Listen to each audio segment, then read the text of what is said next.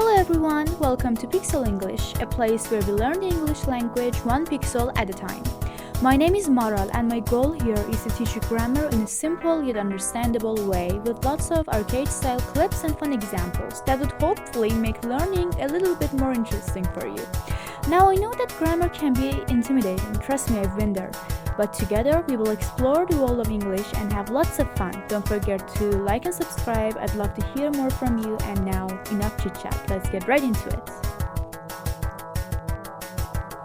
An infinitive is the base form of a verb preceded by to.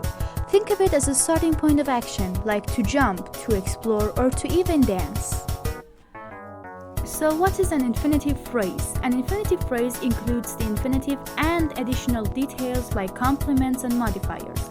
To jump over the moon, to dance under the rain, or I hope to get there quickly, they all offer more information. So let's break it down piece by piece. First of all, the form of an infinitive is to plus verb. It can be used to convey a purpose or an intent, and it can function as an adjective, an adverb, or even a noun. But don't forget, the noun itself can be a subject or an object complement. For example, my dream is to travel. That is a subject complement. But we asked him to help. Now that is an object complement. We'll get to that right now. Infinitives as a noun. So I know that infinitives can be a little bit tricky. Because of that, we will tackle down the topic step by step. First of all, an infinitive can act as a subject. For example, to talk to you is super entertaining. Now, what's your answer? Can you try to give me one using to solve? Mine is, to solve a puzzle is super fun. Try to write down your answers in the comments below and I will definitely check them and reply to you. Sometimes the infinitive is the hero of the story or the subject. For example, to travel the world is my dream. So what's the dream? To travel. Then again, sometimes the infinitive is the treasure that we chase or the object. I want to win the prize. What do I want? To win.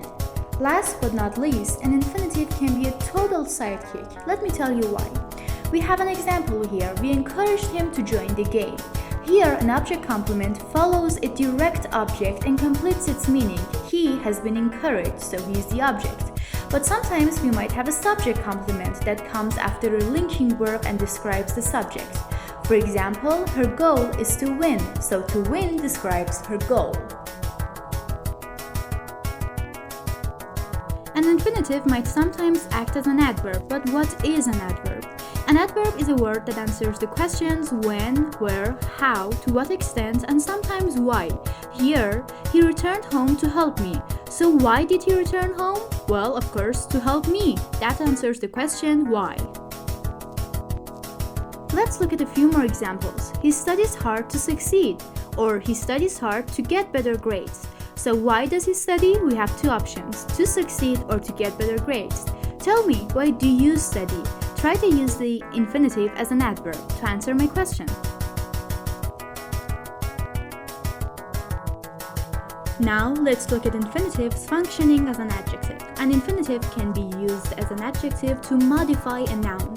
For example, she has a book to read. Here, the infinitive phrase to read describes the book, functioning as an adjective. So while we're on the topic of adjectives, let me give you a quick tip. Some adjectives are often followed by the infinitive, like able, unable, likely, unlikely, ready, prepared, willing, and unwilling. For example, I'm really tired. I'm ready to go to bed.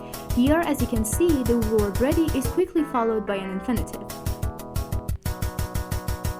Now, I know that this might sound a bit silly, trust me, I know, but the more you repeat these sentences, the more you'd be familiar with them, and it would be easier for you to make them. So repeat after me. To build a sandcastle is exciting. I hope you're repeating. To climb the mountain was her goal. I'm waiting. To solve the puzzle, you need patience. Now, I might not be able to see if you're actually repeating my sentences, but believe me, you need to and you have to. So give it a try. It's not so silly if you're alone. Let's do some practice. It's your turn now. Craft a sentence with an infinitive phrase.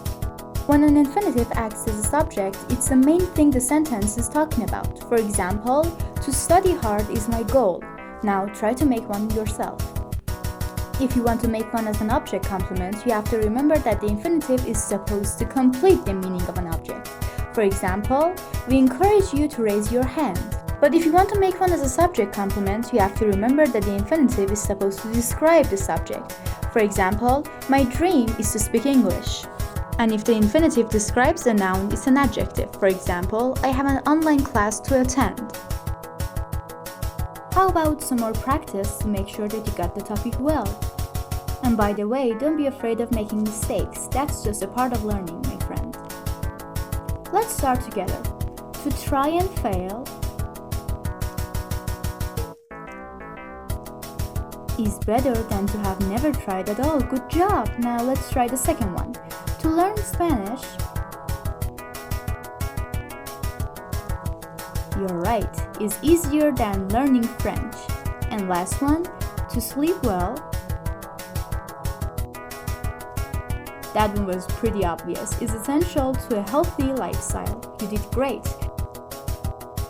Why don't we take a look at a few mistakes that I used to make all the time when I started learning English?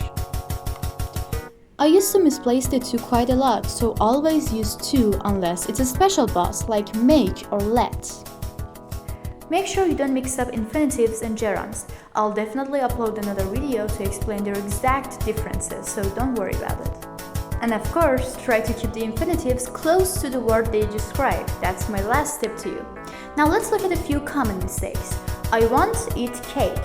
The problem here is that they forgot to add the to. I want to eat cake. She needs go. That's not right. She needs to go. We like play fun games. That's not right. We like to play fun games. I would like you to make your own sentences and comment them down below. That way we'd be able to fix your mistakes together and learn from them. Don't be afraid to reach out. Try to make sentences using infinitives as adverbs, as adjectives, or even as different kinds of nouns like subject complements or even object complements. I'll be happy to help you however I can. Hopefully by now you know exactly how to use infinitives and infinitive phrases.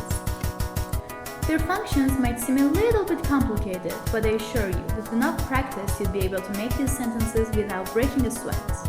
I hope that these pixels were able to teach you a little something about English.